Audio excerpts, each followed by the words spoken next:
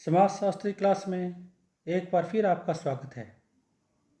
My self Ashok Kumar, सहआचार्य समाजशास्त्र, राजकीय डूंगर महाविद्यालय बीकानेर। समाजशास्त्र के सिद्धांत, प्रिंसिपल ऑफ सोशलॉजी। आज का अपना विषय है मैकआवरपेज की परिभाषा के अनुसार समाज की व्याख्या।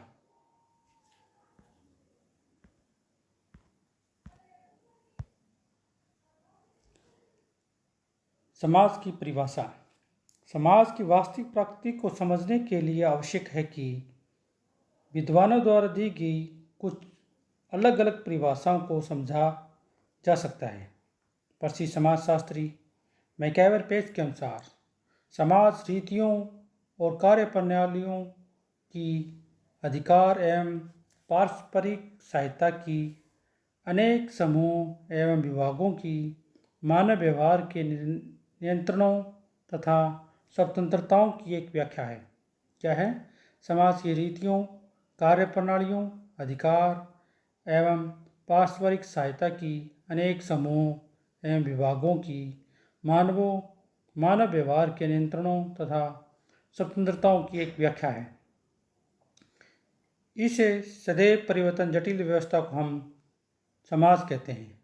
यह सामाजिक संबंधों का जाल है और ये सदैव परिवर्तित होते रहते हैं। मैकआवरपेज समाज को क्या मानते हैं?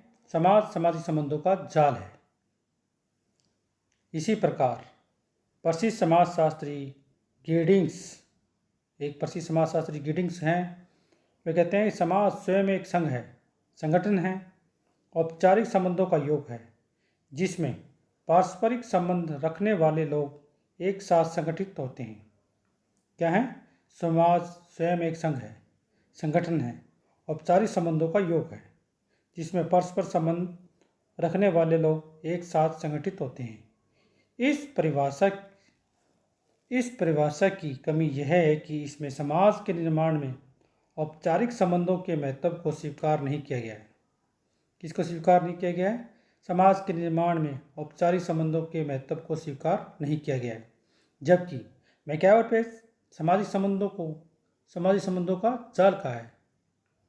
इसी प्रकार नेक्स्ट परिभाषा है मॉरिस गिन्सबर्ग के अनुसार एक समाज व्यक्तियों का वह समूह या संग्रह है जो कुछ संबंधों या व्यवहार के कुछ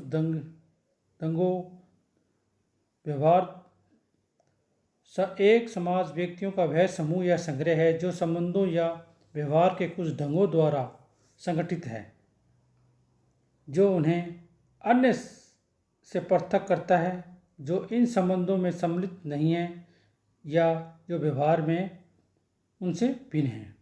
गिन्सबर्ग क्या कहते हैं? एक समाज व्यक्तियों का वह समूह या संग्रह है जो कुछ संबंधों या व्यवहार के कुछ ढंगों द्वारा संगठित हैं, जो उन्हें अन्य से पृथक करता है, जो इन संबंधों में सम्मिलित नहीं है या जो व्यवहार में उनसे भिन्न है। इस परिभाषा से स्पष्ट है कि संबंधों की भिन्नता के कारण एक समाज दूसरे समाज में अंतर पाया जाता है। क्या है इस परिभाषा से स्पष्ट? क्या है? संबंधों की भिन्नता के कारण एक समाज और दूसरे समाज में अंतर पाया जाता है। नंबर 3 परिभाषा दी है र्यूटर एक समाजशास्त्री, उन्होंने कहा है कि समाज एक अमूर्त धारणा है जो एक समूह के सदस्यों के बीच पाए जाने वाले पारस्परिक संबंधों की संपूर्णता का बोध कराती है। किसका बोध कराती है? सदस्यताओं के बीच, एक समूह के सदस्यों के बीच पाए जाने वाले पारस्परिक संबंधों की संपूर्णता का बोध कराती है। नेक्स्ट परिभाषा है राइट कहते हैं, राइट के अनुसार समाज व्यक्तियों का समूह नहीं है।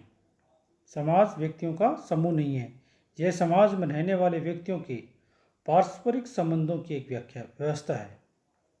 राइट क्या कहते हैं? समाज व्यक्तियों का समूह नहीं है, यह समाज में रहने वाले व्यक्तियों के पारस्परिक संबंधों की एक व्यवस्था है। अब अपने बात करेंगे मैकआवरपेज की परिभाषा के अनुसार समाज की व्याख्या। मैकआवरपेज ने अपनी उपयुक्त परिभाषा के आधार पर समाज के निम्नलिखित महत्वपूर्ण आधार या तत्वों पर प्रकाश डाला है। इसमें 7 पॉइंट हैं। नंबर 1 रीतियाँ, नंबर 2 कार्यप्रणाली, नंबर 3 अधिकार, नंबर 4 पारस्परिक सहयोग, नंबर 5 समूह एवं विभाग, नंबर 6 मानव व्यवहार के नियंत्रण, नंबर 7 स्वतंत्रता। अब अपने सीरियल वाइज इनकी अलग अलग रूप से व्याख्या करेंगे। नंबर 1 रीतियाँ। रीतियाँ या प्रथा। रीतियाँ या प्रथाएं सामाजिक प्रतिमान का एक प्रमुख प्रकार है। क्या है? एक प्रमुख प्रकार है। ये समाज के निर्माण में आधार के रूप में कार्य करती हैं। रीति और प्रथा क्या करती है? समाज के निर्माण में आधार के रूप में कार्य करती हैं। समाज में व्यवस्था बनाए रखने में ये महत्वपूर्ण भूमिका निभाती हैं। सामाजिक जीवन के विभिन्न पहलुओं से संबंधित अनेक रीतियाँ पाई जाती हैं। सामाजिक जीवन के विभिन्न पहलुओं के संबंध में अनेक रीतियाँ पाई जाती हैं। कौन कौन सी? जैसे खान पान, रहन सहन, वेशभूषा, विवाह, धर्म, जाति, शिक्षा आदि से संबंधित रीतियाँ। ये रीतियाँ क्या करती हैं? व्यक्ति को विशेष तरीके से व्यवहार करने को प्रेरित करती हैं। ये रीतियाँ क्या करती हैं? व्यक्ति को विशेष तरीके से व्यवहार करने के लिए प्रेरित करती हैं। नंबर 2 कार्य प्रणालियाँ। कार्य प्रणालियों को भी समाज का एक प्रमुख आधार माना गया है। मैकआयरपेज ने सामूहिक रूप से कार्य करने की कार्य प्रणालियों को ही संस्थाओं के नाम से पुकारा है। किसके नाम से पुकारा है? संस्थाओं के नाम से पुकारा है। इन्हीं के माध्यम से एक समाज विशेष के लोग अपनी विभिन्न आवश्यकताओं या उद्देश्यों की पूर्ति करते हैं। एक समाज विशेष के लोग अपनी विभिन्न आवश्यकताओं और उद्देश्यों की पूर्ति करते हैं।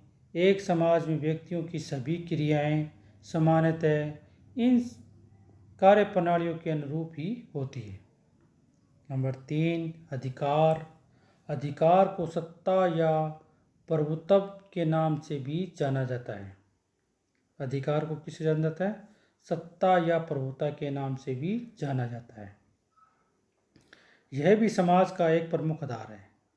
समाज में अनेक संगठन, समूह, समितियां आदि होते हैं जिनके कार्य संचालन और सदस्यों के व्यवहार पर नियंत्रण बनाए रखने के लिए किसी व्यक्ति या कुछ व्यक्तियों के पास अधिकार या सत्ता होना आवश्यक है। क्या है? व्यक्तियों को कार्य संचालन या सदस्यों के व्यवहार पर नियंत्रण रखने के लिए किसी व्यक्ति या कुछ व्यक्तियों के पास अधिकार या सत्ता होना अति आवश्यक है। इसके अभाव में व्यवस्था और शांति बनाए रखना संभव नहीं है। परिवार में यह अधिकार या शक्ति कर्ता के पास है। परिवार में यह अधिकार किसके पास होता है? कर्ता कौन होता है? मुखिया। परिवार का मुखिया, जिसके पास सत्ता शक्ति कर्ता के रूप में होती है। जैसे जाति में पंच के पास, गांव में मुखिया के पास, पटेल या प्रधान के पास, राज्य में राजा या सरकार के पास केंद्रित होती है। ठीक है। नंबर 4 पारस्परिक सहयोग। पारस्परिक सहयोग यह समाज का एक अत्यंत ही महत्वपूर्ण आधार है। जब तक कुछ व्यक्ति अपने अपने उद्देश्यों या आवश्यकताओं की पूर्ति के लिए एक दूसरे के साथ सहयोग नहीं करें, तब तक समाज की कल्पना ही नहीं की जा सकती। समाज के लिए सहयोगी संबंधों का होना अत्यंत आवश्यक है। पारस्परिक सहयोग का मतलब क्या है? एक समाज का अत्यंत महत्वपूर्ण आधार है। जब तक कुछ व्यक्ति अपने अपने उद्देश्यों या आवश्यकताओं की पूर्ति के लिए एक दूसरे के साथ सहयोग नहीं करेंगे, तब तक समाज की ही कल्पना ही नहीं की जा सकती। समाज के लिए सहयोगी संबंधों का होना अत्यंत आवश्यक है। नंबर 5 समूह एवं विभाग। समाज अनेक समूह एवं विभाग या उप समूह से मिलकर बना होता है। किससे मिलकर बना होता है? समाज अनेक समूह एवं विभागों या उप समूह से मिलकर बना होता है। अन्य शब्दों में कह सकते हैं कि प्रत्येक समाज में अनेक समूह, समितियां, संगठन आदि पाए जाते हैं जिनकी सहायता से व्यक्तियों की विभिन्न प्रकार की आवश्यकताओं की पूर्ति होती है। जिनकी सहायता से व्यक्तियों की विभिन्न प्रकार की आवश्यकताओं की पूर्ति होती है। परिवार, कीड़ा समूह, पड़ोस, जाति, गांव, कस्बा, नगर, समुदाय, आर्थिक, राजनीतिक एवं धार्मिक संगठन, स्कूल, महाविद्यालय आदि अनेक समूह एवं विभाग ही हैं जिनसे समाज बनता है, जो व्यक्तियों की आवश्यकताओं की पूर्ति में योगदान देता है। आयु, लिंग, जाति, प्रजाति, वर्ग आदि के आधार पर समाज में अनेक विभाजन देखने को मिलते हैं। ये सभी समूह एवं विभाग आपस में एक दूसरे से संबंधित होते हैं। समूह और विभाग कौन से हैं? कीड़ा समूह, पड़ोस, जाति, गांव, समुदाय, आर्थिक, राजनीतिक, धार्मिक, स्कूल, महाविद्यालय आदि अनेक समूह और ये क्या है? विभाग हैं जिनसे समाज बनता है, जो व्यक्तियों की आवश्यकताओं की पूर्ति में योगदान देता है। नंबर 6, मानव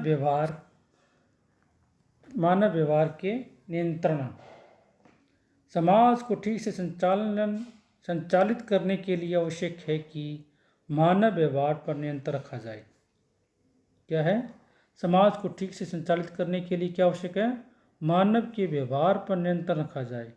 अतः मानव व्यवहार के नियंत्रण हेतु समाज में समाजीय नियंत्रण के औपचारिक और अनौपचारिक साधनों को अपनाया जाना आवश्यक है। अपना अगला एक अध्याय आएगा जो सामाजिक नियंत्रण, जिसमें औपचारिक अनौपचारिक साधनों का विस्तार से चर्चा की जाएगी। सामाजिक नियंत्रण के औपचारिक साधनों में कानून, न्याय व्यवस्था, पुलिस, प्रशासन आदि हैं। सामाजिक नियंत्रण के औपचारिक साधन कौन से हैं? कानून, न्याय व्यवस्था, पुलिस, प्रशासन आदि। अनौपचारिक साधनों में कौन से हैं? जन रीतियाँ, प्रथाएं, रूढ़ियाँ, संस्थाएं, धर्म, नैतिकता आदि आते हैं। ये क्या है? सामाजिक नियंत्रण के औपचारिक और अनौपचारिक साधन। नंबर 7 क्या है? स्वतंत्रता। समाज के एक आवश्यक तत्व के रूप में स्वतंत्रता का विशेष महत्व है। समाज के एक आवश्यक तत्वों में क्या है? स्वतंत्रता का होना अत्यंत विशेष महत्व है। स्वतंत्रता का अर्थ मनमाने ढंग से कार्य, व्यवहार या आचरण करने से नहीं है। किससे नहीं है? स्वतंत्रता का अर्थ क्या है? मनमाने ढंग से कार्य, व्यवहार या आचरण करने से नहीं है। यहाँ इसका तात्पर्य सभी व्यक्तियों को अपने विकास हेतु उचित वातावरण प्रदान करने से है। स्वतंत्र वातावरण में ही व्यक्ति अपने व्यक्तित्व का समुचित विकास कर समाज की प्रगति में योगदान दे सकता है। इन सभी आधारों को संचलन में बताया गया है। मैकइवर एवं पेज की उपयुक्त परिभाषाओं से स्पष्ट होता है कि समाज के 7 प्रमुख आधार हैं। 7 आधार हैं। कौन से हैं? रीतियाँ, कार्य प्रणाली, अधिकार, पारस्परिक सहयोग, समूह एवं विभाग, मानव व्यवहार के नियंत्रण। नंबर 7 स्वतंत्रता। मैकइवर पेज की उपयुक्त परिभाषा के 7 प्रमुख आधार हैं। समाज की सभी परिभाषाओं पर गहराई से विचार करने पर हमें पाते हैं कि सभी समाजशास्त्री समाज के लिए सामाजिक संबंधों को आवश्यक मानते हैं और वे ऐसे संबंधों की जटिल व्यवस्था को ही समाज कहते हैं। मैकइवर पेज क्या कहते हैं कि सभी समाजशास्त्री समाज के लिए सामाजिक संबंधों को आवश्यक मानते हैं, सामाजिक संबंधों को आवश्यक मानते हैं और वे ऐसे संबंधों की जटिल व्यवस्था को ही समाज कहते हैं। अधिकतर फर्स्ट ईयर के पेपर में पूछा जाता है कि मैकइवर पेज की समाज की व्याख्याओं का अध्ययन कीजिए। तो अपने को इन 7 का अध्ययन करना है। नंबर 1 कौन से? रीतियाँ। नंबर 2 कार्य प्रणालियाँ। नंबर 4 अधिकार। नंबर 3 अधिकार। नंबर 4 पारस्परिक सहयोग, नंबर 5 समूह एवं विभाग, नंबर 6 मानव व्यवहार के नियंत्रण, नंबर 7 स्वतंत्रता। इनका अपने को विस्तार से लिखना है। जब क्वेश्चन पूछे मैकायर पेज की परिभाषा के अनुसार समाज की व्याख्या कीजिए, तो इन सातों का ही वर्णन करना है। नेक्स्ट क्लास में अपने बात करेंगे समाज की कुछ प्रमुख विशेषता या तत्वों का वर्णन समझाइए। धन्यवाद।